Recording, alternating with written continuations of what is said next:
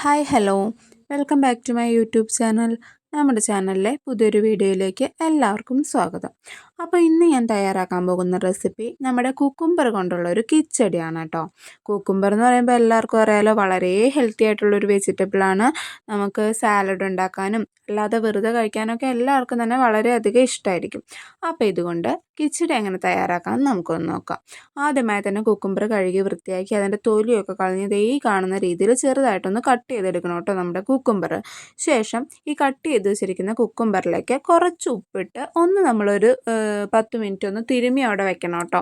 കാരണം ചില കുക്കുംബറിനൊക്കെ ചെറിയൊരു കയ്പുണ്ടാവും. ഈ കുക്കുംബറിന് ഇപ്പോൾ കയ്പില്ല, എന്നിരുന്നാൽ കൂടി ഒന്ന് തിരുമ്മി വെച്ച് അതൊന്ന് പിഴിഞ്ഞ് കളയുന്നത് നല്ലതാണ്.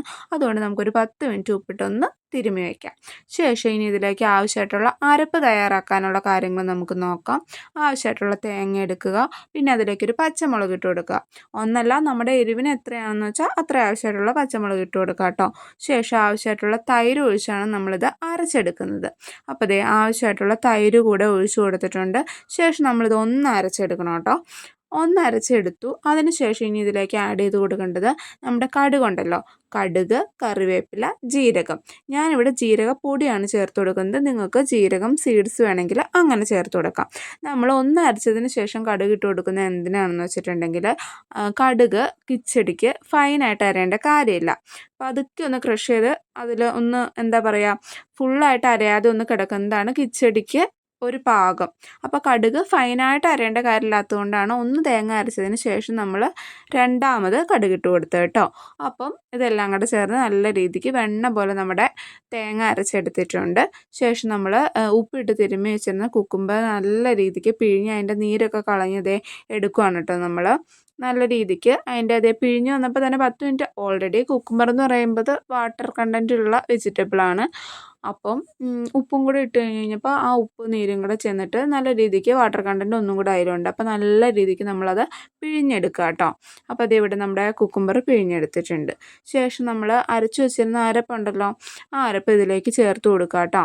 നമ്മൾ അരച്ചു വെച്ചിരുന്ന ആ അരപ്പ് ഫുള്ള് നമ്മുടെ കുക്കുംബറിലേക്ക് ചേർത്ത് കൊടുത്തു. ശേഷം ഇനി നമ്മൾ ഇതിലേക്ക് ആവശ്യമായിട്ടുള്ള തൈര് ഒഴിച്ചു കൊടുക്കുക കേട്ടോ. നമ്മുടെ പുളിക്ക് ആവശ്യമായിട്ടുള്ള തൈര് നമ്മൾ ചേർത്ത് കൊടുക്കുക.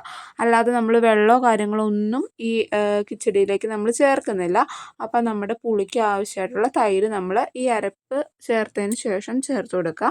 ശേഷം നല്ല രീതിക്കൊന്ന് മിക്സ് ചെയ്ത് കൊടുക്കുക കേട്ടോ. അതിനുശേഷം നമ്മൾ ആവശ്യമായിട്ടുള്ള ഉപ്പും കൂടെ ചേർത്ത് കൊടുക്കുക. വീണ്ടും നല്ല രീതിക്കൊന്ന് മിക്സ് ചെയ്ത് കൊടുക്കുക. ശേഷം നമ്മളിതൊന്ന് അടുപ്പത്ത് വെച്ച് ഒന്ന് ചൂടാക്കി എടുക്കണം കേട്ടോ. പ്രത്യേകം ശ്രദ്ധിക്കുക, നമ്മൾ മോര് തൈരൊക്കെ ചേർത്ത് ഉണ്ടാക്കുന്ന കറികൾ ഒരിക്കലും വെട്ടിത്തിളയ്ക്കാനായിട്ട് അനുവദിക്കരുത്. അങ്ങനെ വെട്ടിത്തിളയ്ക്കുമ്പോൾ അത് പിരിഞ്ഞു പോകാനായിട്ടും പെട്ടെന്ന് ചീത്തയാവാനായിട്ടുള്ള സാധ്യത കൂടുതലാണ്. അപ്പോൾ നമ്മൾ ഇപ്പോൾ ഇത് ഒന്ന് ചൂടാക്കി എടുത്താൽ മതി, അങ്ങനെ തിളപ്പിക്കേണ്ട കാര്യമില്ല കേട്ടോ അടുപ്പത്ത് വെച്ച്. അപ്പോൾ അത് നമ്മൾ ഉപ്പൊക്കെ ചേർത്ത് മിക്സ് ചെയ്തതിന് ശേഷം ഇത് അടുപ്പത്തൊന്ന് വെച്ച് ഒന്ന് ചൂടാക്കി എടുക്കാം കേട്ടോ നമ്മുടെ കിച്ചടി. ഇത് വളരെ ടേസ്റ്റി ആൻഡ് ഹെൽത്തി ആയിട്ടുള്ള കിച്ചടിയാണ്. വളരെ സിമ്പിളായിട്ട് ഒരു 10 മിനിറ്റ് കൊണ്ടൊക്കെ നമുക്ക് റെഡിയാക്കി എടുക്കാൻ പറ്റുന്ന ഈസി റെസിപ്പി കൂടിയാണ് കേട്ടോ. അപ്പോൾ ഇത് നമ്മുടെ കിച്ചടി ഒന്ന് മിക്സ് ചെയ്തൊന്ന് ചൂടാവാനായിട്ട് വെച്ചിട്ടുണ്ട്. അപ്പോഴത്തേക്കും നമുക്ക് ഇതിലേക്ക് ആവശ്യമായിട്ടുള്ള വറവ് ഇടാനായിട്ടുള്ള തയ്യാറാക്കാം കേട്ടോ. അപ്പോൾ നമ്മളൊരു പാത്രം വെച്ചു, അത് ചൂടായി വന്നപ്പോൾ അതിലേക്ക് ആവശ്യമായിട്ടുള്ള വെളിച്ചെണ്ണ ഒഴിച്ചു കൊടുത്തു. വെളിച്ചെണ്ണ ചൂടായി വന്നപ്പോൾ ആവശ്യമായിട്ടുള്ള കടുക് ഇട്ട് കൊടുത്തു. കടുക് പൊട്ടി വരുമ്പോൾ അതിലേക്ക് വറ്റൽമുളകും കറിവേപ്പിലയും കൂടെ നമ്മൾ ചേർത്ത് കൊടുക്കുക. ശേഷം നന്നായിട്ടൊന്ന് മിക്സ് ചെയ്ത് കൊടുക്കുക. എന്നിട്ട് നമ്മുടെ കിച്ചടിയിലേക്ക് നമ്മുടെ ഈ വറവ് ചേർത്ത് കൊടുക്കുക. ശേഷം നല്ല രീതിക്ക് നമ്മുടെ കിച്ചടിയും ഇട്ടിരിക്കുന്ന വറവും ഒക്കെ ആയിട്ട് നല്ല രീതിക്കൊന്ന് മിക്സ് ചെയ്ത് കൊടുക്കുക കേട്ടോ. ഇതേ നമ്മുടെ കിച്ചടി ഇവിടെ റെഡി ആയി കഴിഞ്ഞു. ഇത്രയേ ഉള്ളൂ. വളരെ സിമ്പിളായിട്ട് വളരെ കുറഞ്ഞ സമയം കൊണ്ട് പെട്ടെന്ന് നമുക്ക് തയ്യാറാക്കാൻ പറ്റുന്ന ഹെൽത്തി ആയിട്ടുള്ളൊരു കിച്ചടിയാണ് കേട്ടോ ഇത്.